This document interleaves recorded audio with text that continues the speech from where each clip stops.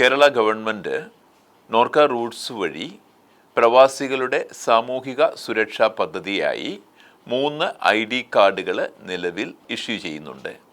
പ്രവാസി ID card, NRK ID card, student ID card.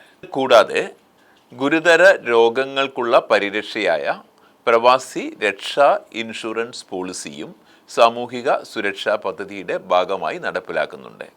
നിലവിൽ സമഗ്ര ആരോഗ്യ ഇൻഷുറൻസ് പദ്ധതിയായ നോർക്ക കെയർ പദ്ധതിയുടെ ഭാഗമാകുന്നതിന് സാധുതയുള്ള നോർക്ക പ്രവാസി ID card, NRK ID card, student ID card എന്നിവ ആവശ്യമാണ്.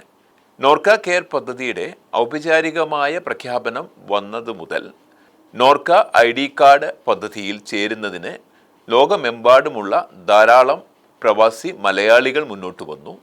ഈ കാലയളവിൽ 2 ലക്ഷത്തിലധികം പ്രവാസി മലയാളികൾ നോർക്ക ID കാർഡിന് നേടിയിട്ടുണ്ട്.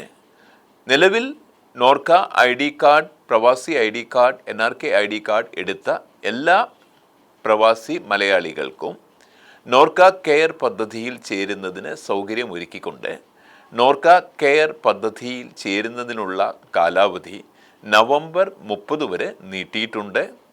ചേരുക, ചേർത്ത് പിടിക്കുക നോർക്ക കെയർ.